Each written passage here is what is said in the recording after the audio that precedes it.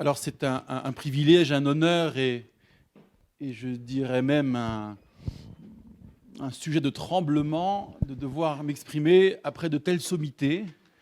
Je suis un modeste rabbin de campagne, alors depuis 2 ans de montagne, à Grenoble, capitale des Alpes, et je n'ai reçu aucun prix, sinon à mon souvenir, le prix de camaraderie en CM1, mais ça date un peu.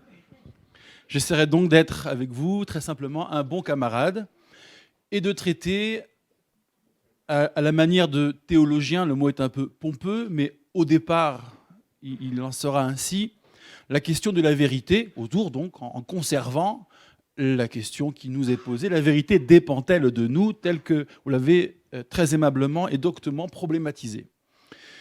Pour les religions dites révélées, c'est-à-dire qui revendiquent une révélation, la question de savoir quel est le rapport de l'homme à la vérité, celle dont il a été question ou dont il est question dans l'intitulé, et si dans ce rapport l'homme est acteur, soit en étant fondé et en capacité d'identifier une vérité, soit en produisant une vérité, eh bien cette question s'inscrit pour ces religions dans une gageure commune. Il s'agira d'assumer l'absolu revendiqué, reçu en héritage. Je m'explique un peu en notifiant, en insistant sur le caractère ambigu de cet héritage, dangereusement ambigu, puisqu'assumer l'absolu du verbe, par exemple, pour prendre un vocable chrétien, c'est d'un côté permettre de définir un humanisme. Qu'est-ce que c'est que l'homme qui n'est pas Dieu? Donc, une sorte de définition en creux à la manière de Cicéron. Et d'un autre côté, pour les esprits, disons, fermés à la dialectique, le moteur même du fanatisme. L'homme, héritier de l'absolu, qui le revendique, incapable de s'y soustraire, incapable de se soustraire à la vérité qui s'impose à lui, qu'il impose ensuite aux autres par voie de conséquence, et qui, pour ce faire, se sent être commandé par cette vérité d'agir, y compris pour le pire. Et ça, c'est notre actualité, c'est notre angoisse du siècle. Alors, si les traditions religieuses se revendiquent de ces révélations, de leurs révélations respectives, donc de l'expression d'une vérité absolue, à l'instant même où la transcendance fait irruption dans l'immanence, je vous pose les questions suivantes. Les hommes peuvent-ils la saisir, cette vérité, sans saisir? Peuvent-ils l'exprimer et la revendiquer? Et ma brève enquête, je me permets d'insister, en tout cas de préciser ce point, n'exprimera, si le questionnement est sans doute transversal dans les grandes traditions religieuses, que le point de vue du judaïsme. Donc c'est une démarche possible, pour 2 raisons très simples. La première, c'est que je suis payé pour ça, c'est mon job, c'est ce que j'enseigne. Et aussi parce que dans les 3 traditions dites monothéistes, les démarches sont à chaque fois particulières, singulières. Et il vous appartiendra donc d'en juger par vous-même pour ce qui est du judaïsme que je vais essayer de vous exposer modestement. D'abord en essayant d'approcher le concept de vérité, quoique le vocable concept soit déjà un abus de langage s'agissant de l'hébreu, qui n'est pas à proprement parler une langue conceptuelle. Donc, voyons ce qu'est la vérité à travers ces mots, à travers ces catégories, et j'essaierai, à partir des observations, des déductions faites, ce sera rapide, de vous rendre compte depuis l'intimité des textes, j'en ai choisi 2, d'une vérité entendue comme jouant contre la transcendance. Alors d'abord, les mots. Essayons de visiter les mots. Je disais que l'hébreu n'est pas très conceptuel, mais en même temps, l'étude des mots, par l'étymologie, la morphologie, voire même la graphie, l'étude des lettres, des caractères, donne parfois l'outil pour forger un tant soit peu les concepts, à tout le moins faire une ébauche de concepts. Il y a un mot en hébreu qui a gagné la course, qui a détrôné les autres postulants au fil de l'usage. Il se dit émet. Ça s'écrit en 3 lettres, Aleph, Mem, Tav. Vous n'êtes pas hébraïsant et hébraïsante, mais je cite le nom des lettres, l'équivalent de A, M, T. Et avec les voyelles, avec la vocalisation, cela se prononce émet. Tous les mots en hébreu ont une racine. Et en l'occurrence, les linguistes sont unanimes sur ce point. La racine du mot émet est la racine A, M, N. Et en hébreu biblique, c'est-à-dire l'hébreu le plus référentiel en matière de sémantique, au départ en tout cas, donne deux acceptions. L'une abstraite, Emouna, c'est ce qui est solide, dressé. Les mains de Moïse tenues par Aaron et Hur dans l'Exode 17 sont Emouna, dressées et solidement dressées. Les colonnes plaquées d'or par le roi Ézéchias, Oménotes au pluriel, elles soutiennent, elles rendent solide l'édifice. Ça va encore un peu plus loin et elles sont par nature dressées. Puis il y a une deuxième acception plus abstraite. Cette racine peut désigner un individu ou une opinion réputée droite, honnête, digne de confiance. Et donc appelée à être admise, établie, mais là c'est un autre mot, c'est nachon en hébreu, qui donnera le mot chen ou ken en hébreu moderne, qui veut dire oui. Mais donc dans ces deux acceptions abstraites, on trouvera un mot que vous connaissez, qui est le mot amen.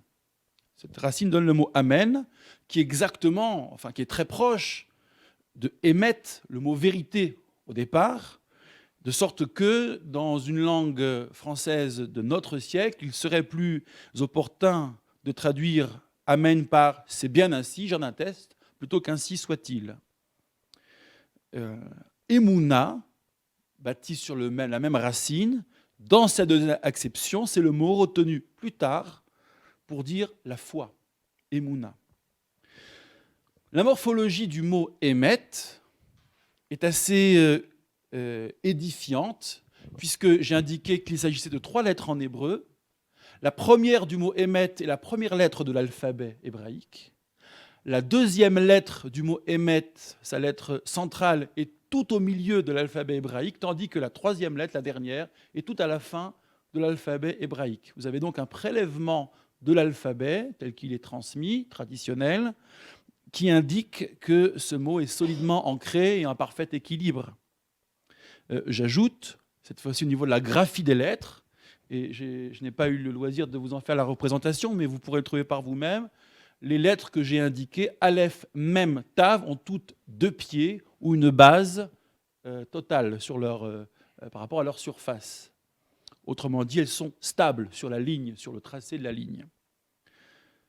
Par opposition à un autre mot, alors qui n'est pas exactement l'inverse de la vérité, qui dit mensonge approximativement, en hébreu c'est sheker, 3 lettres qui sont toutes à côté dans l'alphabet, tout à fait voisines, et plutôt vers la fin, donc c'est un déséquilibre, c'est la marque d'un déséquilibre, et qui, dans leur graphie, ne sont que sur un pied ou ne rencontrent le tracé de la ligne que sur un point.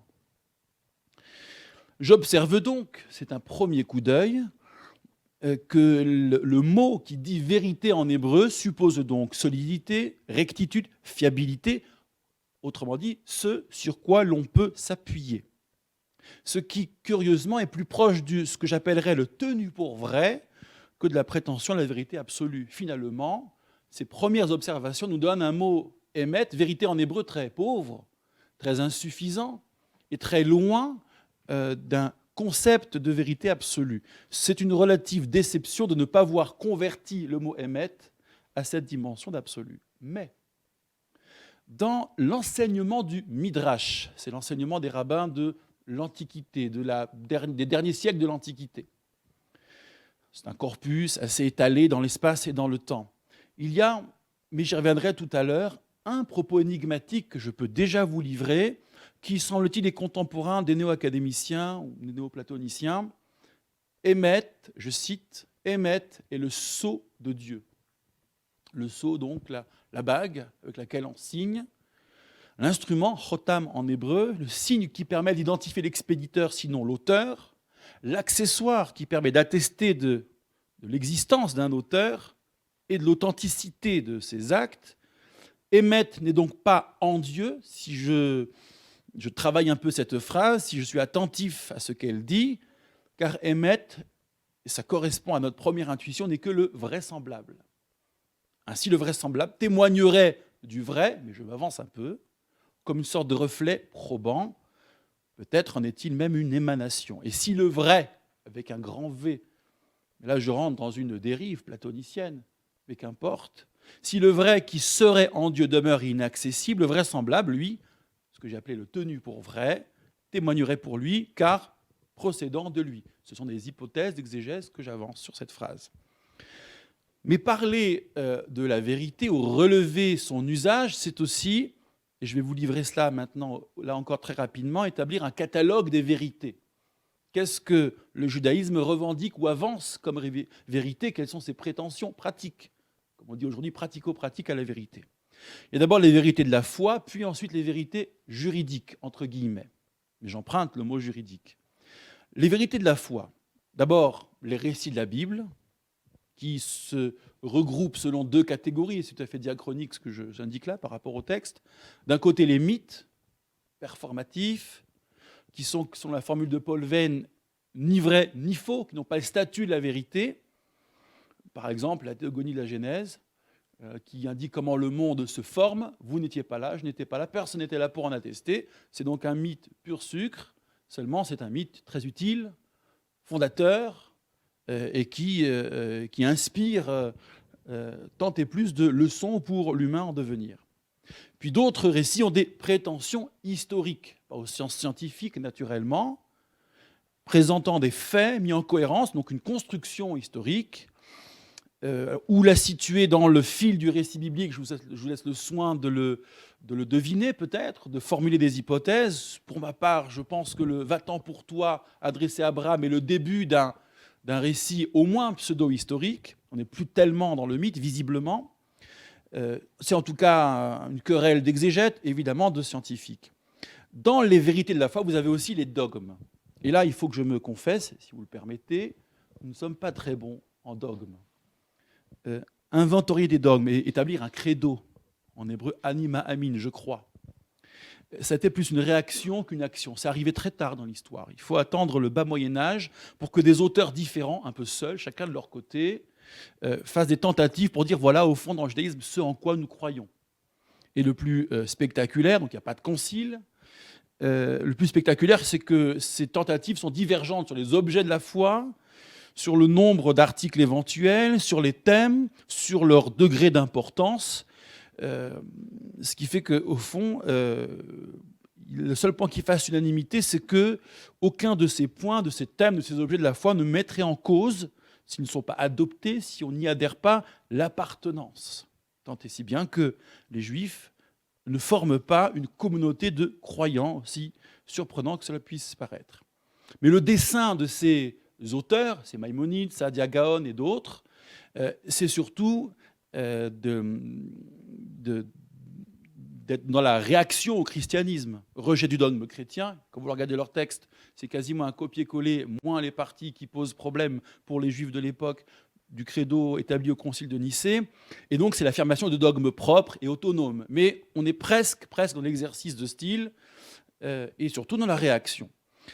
Les vérités de la foi, c'est aussi la catégorie des prophètes, la parole prophétique. Le canon biblique en est rempli, c'est contenu dans les fameux credos. À quoi et surtout à qui nous donnons crédit, et à qui, donc, dans la réponse à qui, il y a prophète, de Moïse jusqu'à Zacharie. La prophétie, la définir, ce serait trop long, mais je dirais de façon lapidaire qu'elle consiste en une parole reçue, révélée et telle qu'elle exprimée. Ce n'est pas un produit de la raison, et en cela, elle se distingue de la sagesse, j'y reviendrai, elle est hors champ du logos, qui est la grande passion grecque. Mais la prophétie, pour autant, est sujette à caution. C'est là que la loi juive intervient, puisqu'elle mesure les portées de la prophétie, et surtout ses portées réputées négatives. Le prophète est-il fiable? Est-il fréquentable? Est-ce que sa fiabilité est une notoriété? Est-ce que les conséquences pratiques sont bien réglementaires? Qu'est-ce qu'il demande d'adorer? Quels commandements demande-t-il de suivre? Est-ce que c'est l'agent de le corpus des commandements? S'agit-il d'une divinité nouvelle? Auquel cas, le prophète peut très vite, c'est un sale boulot, être disqualifié. Même quand il ne l'est pas, c'est un sale boulot, c'est compliqué. Le destin deutéronomique des prophètes, etc. J'observe donc, je marque un bref temps d'arrêt avant de passer à la suite, que la difficile mise en forme du credo juif témoigne d'une sorte de défiance à l'endroit de la notion de dogme. Car dans le recours au dogme, le tenir pour vrai se hisse au niveau du vrai et revendique le statut de vérité absolue. Le tenir pour vrai, je m'autorise cette remarque, c'est l'expression par laquelle je reformule l'acte de foi. C'est-à-dire qu'une proposition nous est soumise. En l'absence de traitement, elle est une croyance. ou bien elle est démontrée et elle devient un savoir, ou bien elle est telle qu'elle tenue pour vraie, et c'est ce que j'appelle l'acte de foi. Je vous renvoie, libre ensuite à chacun d'en estimer la valeur de cet acte de foi, mais je vous renvoie à la querelle de John Clifford et James William, côté pragmatique. Les vérités dites juridiques. Je suis encore dans le catalogue de mes vérités, et évidemment dans le judaïsme traditionnel, rabbinique, ça occupe une place importante, peut-être même trop importante, puisque le rigorisme ritualiste parfois enchaîne la pensée et ne permet pas de revisiter le sens. Dans le Talmud, vous avez différentes procédures, on peut les appeler ainsi, qui sont à l'œuvre. Le Talmud, je précise que ce corpus très large, qui s'établit grosso modo au 5e siècle en Mésopotamie, il y a d'autres tentatives, c'est un peu l'antichambre du droit rabbinique. C'est un océan, on parle de l'océan du Talmud, où la dialectique est au sommet de son art. Et cette dialectique vise le décryptage et les modalités d'application des commandements, donc des injonctions bibliques, dans le champ rituel, mais aussi dans le champ social. Et le Talmud aussi, ça fait partie de son charme, brille aussi par ses très importantes digressions, et ses récits, c'est presque une œuvre dans l'œuvre. Donc les procédures susceptibles d'arrêter une vérité juridiquement reconnue comme suffisante, je vous en donne quelques-unes. Le témoignage, au sommet de tout. C'est un verset biblique, tu enquêteras et voici que la chose est émet et nachon, vrai et exact. Ça consiste, le Talmud développe, en l'audition très insistante des témoins, on dit dans l'argot policier cuisiner les témoins, et surtout dans leur confrontation. C'est-à-dire que tout sera fait notamment dans les procès en peine capitale, qui il y a 2000 ans étaient encore en cours. La peine de mort est abolie dans le judaïsme il y a à peu près un peu moins de 2000 ans. Et dans le cadre des procès en peine capitale, la recherche est obsessionnelle quant à confondre les témoins, faire en sorte que sur des détails, ils soient suffisamment approximatifs pour ne pas être tout à fait superposables dans leur témoignage, et ainsi donc on n'exécute pas, puisque c'était l'esprit qui tentait de s'échapper de la lettre en matière de peine capitale. Il y a une autre procédure qui est la majorité, c'est tout simple, archi connu, donc soit dans le cadre d'un collège de juges pour aboutir à un verdict, au terme de délibération d'un débat contradictoire, ou bien dans les processus d'élaboration, de fixation de la loi par les sages, on est cette fois-ci dans la maison d'études, donc le prolongement et les applications pratiques des commandements, on va d'après la majorité. C'est assez simple, c'est même un verset biblique. Mais il y a une exception, toujours dans les procès en peine capitale, si un tribunal rabbinique habilité à prononcer de telles peines condamne à l'unanimité, cela implique directement, d'après le Talmud, l'abandon de l'application de la peine capitale. Cette unanimité paraît suspecte. Est-ce un complot ? Première hypothèse. Un emportement, un embrasement des consciences, seconde hypothèse, une sorte de déraison du juge ou des juges, ou bien peut-être un rejet de l'absolu, de ce vraisemblable érigé au niveau du vrai incarné par les juges. Je balaie très rapidement deux autres procédures, la notoriété, c'est-à-dire l'information que tout le monde connaît, indiscutable, indubitable, qui par exemple crée le lien juridique entre deux époux. Le fait, chez nous, le mariage n'est pas exactement un sacrement, ça n'est même pas du tout un sacrement, mais le fait de se pointer sous un dénuptial, lui en costume de mariée, elle en robe de mariée, de manière assez identifiable. C'était marrant, quand j'étais jeune rabbin, quand je célébrais des mariages dans les synagogues de Paris, le bedeau venait me voir, vous êtes le marié ? Ah non, je suis le rabbin. Bon, c'est sympathique. Ce temps-là est terminé. Et donc voilà, c'est un exemple. Une dernière procédure qui requiert toute notre attention ici, ce qu'on pourrait appeler maladroitement, en empruntant au vocabulaire juridique, la possession d'état. En hébreu, chazaka, une sorte d'état initial, permanent, admis. Par exemple, vous vivez dans telle propriété depuis tant d'années, au moins 3, l'on considère que c'est à vous, parce que personne n'a vu quiconque habiter à votre place. Et si l'on doit vous dessaisir de votre propriété, il faudra prouver, et pas n'importe comment. Ça donne la charge de la preuve incombe au plaignant, sans quoi n'importe qui dans la rue vous réclame une somme, et le juge, dans le doute, va trancher en deux en vous commandant de payer la moitié de la somme. On n'en finirait pas. Ce qui est à vous, jusqu'à preuve du contraire, ce qu'on appelle en droit rabbinique la possession d'État. Et donc tout l'art de la réflexion du Talmud, c'est de faire la pondération, d'établir la préférence entre une procédure qui donne une vérité par rapport à une autre. Et ça peut aller très loin. Je vous donne un exemple. Celui de la possession d'État en matière de filiation. En Israël, la tendance a été, dans les procédures de divorce un peu sanglants, d'avoir recours, certains maris qui voulaient mettre en difficulté leur future ex-épouse, d'avoir recours au test ADN pour prouver la non-paternité de tout ou partie de leurs enfants, trouvant que les 3 derniers avaient une furieuse ressemblance avec son voisin de synagogue.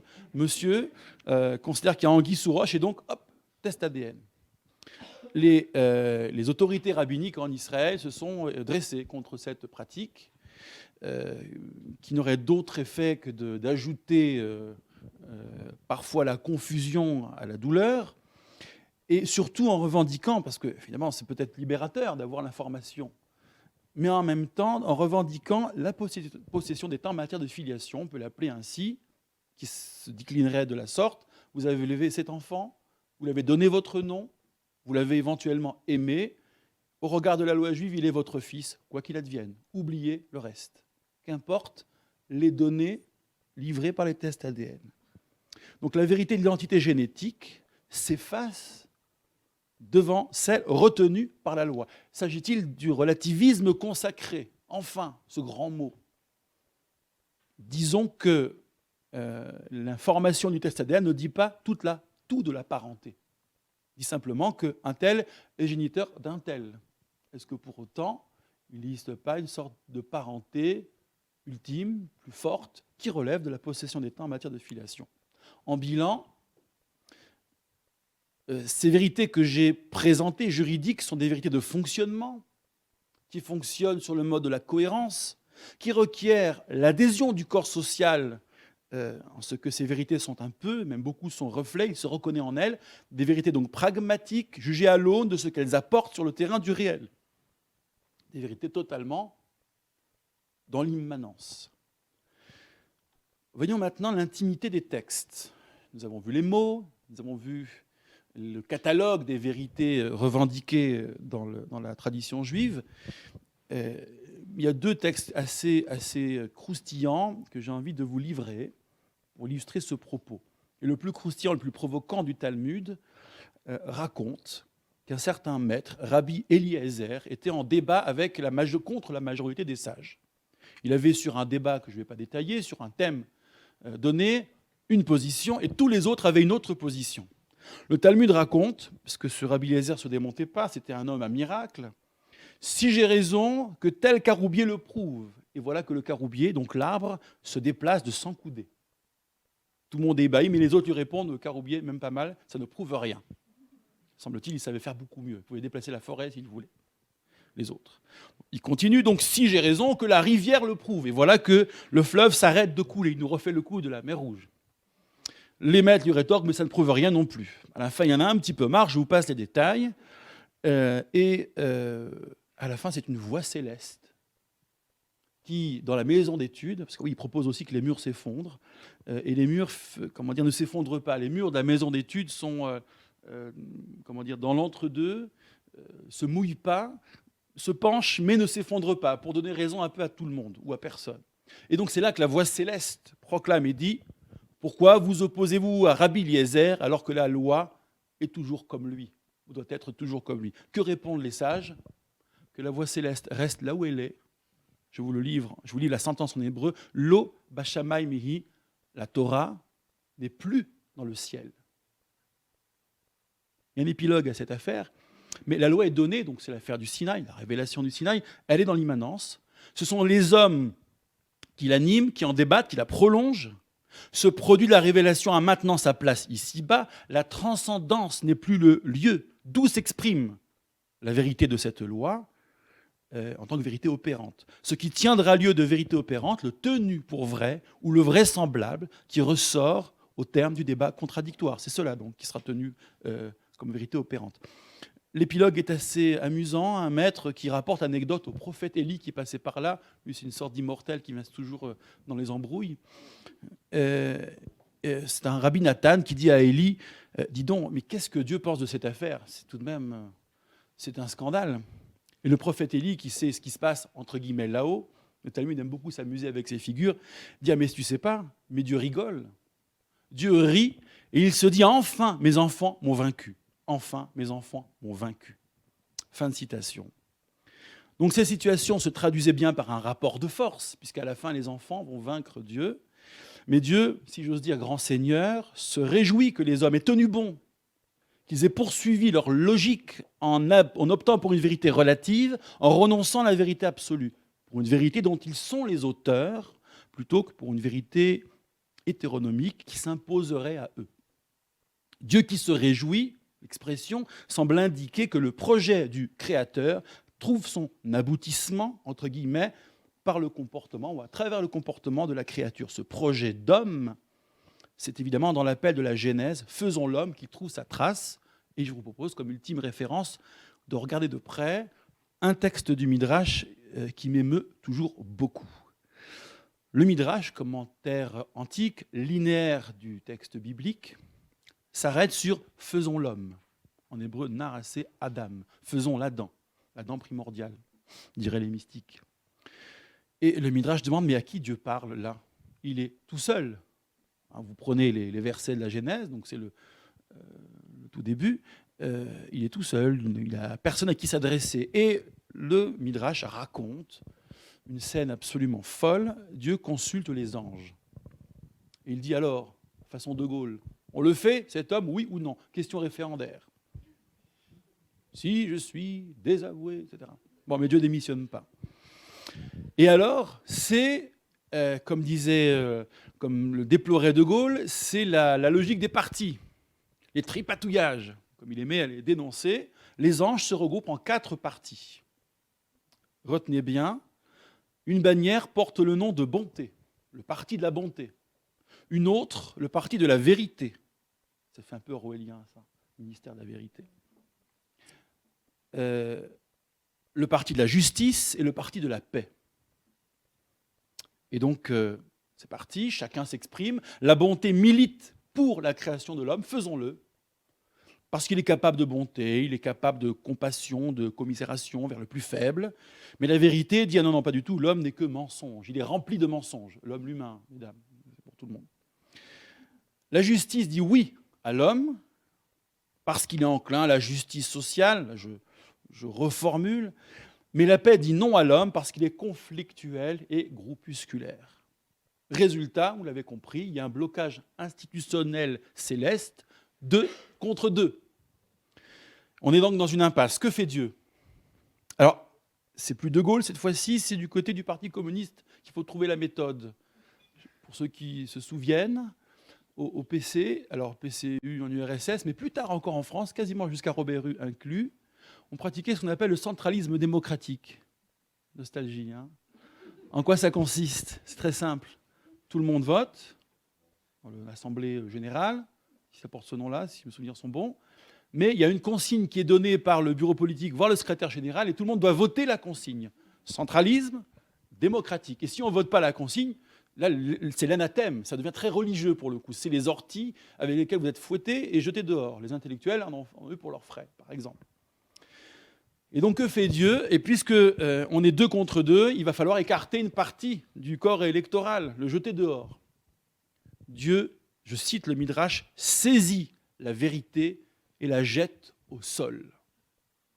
La vérité est écartée, 2 voix pour, 1 voix contre, et nous voilà, faisons l'homme. Alors, il y a là aussi un épilogue. Les anges, je ne vais pas vous définir le concept d'ange, ce serait trop long, râlent, disent à Dieu, mais tu ne peux pas jeter la vérité, c'est ton sceau, c'est ta signature, fais vite remonter la vérité. Et Dieu accepte, très bien, je ferai remonter la vérité, mais comme le blé, elle poussera du sol. C'est un verset des psaumes, hein. Le Midrash utilise des fragments de versets pour livrer sa poésie. Comme le blé, la vérité pousse du sol, progressivement, lentement, et à force de culture. Alors, bien sûr, ce qui saute aux yeux, j'en ai fini avec ce Midrash, et je conclus, ce qui saute aux yeux dans cette allégorie, c'est que D'abord, l'homme ne peut advenir qu'à partir du moment où la vérité est écartée, c'est ce qui vous a fait sourire. Et les mystiques ont une expression pour parler de ce monde-là, ils ne disent pas l'ici-bas, ils disent en araméen de la Kabbale, Alma de Shikra, le monde de mensonges. Tout à fait rassurant. Ce n'est pas pour fustiger ce monde, mais pour dire simplement que l'homme peut vivre dans le mensonge, que le mensonge n'est pas la souillure du monde, mais sa condition, et qui plus est la condition de sa création. Mais le vrai centre de gravité du texte, à mon sens, c'est le coup de la vérité qui pousse depuis le sol. Jeté du ciel, donc, la vérité désormais germe. Est-ce qu'une vérité qui jetée du ciel, est-ce qu'une vérité qui, jetée du ciel, ne germe pas? Que serait-elle sinon une vérité transcendantale à laquelle on ne touche pas, à laquelle on ne doit pas toucher, une vérité interdite à l'homme? Mais si, après la chute, l'intérieur de cette vérité est non évolutif, si rien ne pousse, c'est dans son immanence toute virginale, que la vérité demeure. Et de la même manière, elle nous est interdite. Ainsi donc, l'immanence et la transcendance équivalent ici dans la radicalité. L'homme de notre siècle n'aurait-il le choix qu'entre deux manières d'être esclave de la vérité? Celle d'un diktat de la révélation, celle d'un diktat du dogme. Comme le blé, donc, la vérité pousse depuis la terre. Il ne suffit pas qu'elle tombe du ciel. Encore lui faut-il pousser humblement. En d'autres termes, la révélation n'exclut pas la notion de cheminement, d'ardeur, mais aussi de patience, donc d'humilité, humus, la terre. Elle consiste donc à se poser en agriculteur de la vérité. Or, cultiver la terre, n'est-ce pas obéir à une certaine catégorie de la nature? Et comme disait Bacon, qui en fait, sans le savoir, sans doute paraphrase de Talmud, traité Sanhédrin au mot près, pour commander à la nature, il faut savoir lui obéir. Et obéissance n'est pas soumission. La vérité n'est donc pas une quête, mais le produit de notre progression d'homme, progression que l'on pourrait appeler culture. Elle est le produit de notre humanitas, cher à Cicéron. Lévinas dirait faire grandir l'homme qui est dans l'homme. C'est en ce sens que le Talmud enseigne le sage vaut mieux que le prophète. C'est un apophthegme talmudique. Le sage vaut mieux que le prophète, parce qu'au jeu de la vérité, celui qui élabore cette vérité de toute sa force d'homme vaut mieux que celui qui la détient d'ailleurs. La vérité du sage l'emporte donc sur la vérité du prophète. Elle est vérité si je suis homme. Vérité si je suis imparfait. La vérité si je mens. Je vous remercie.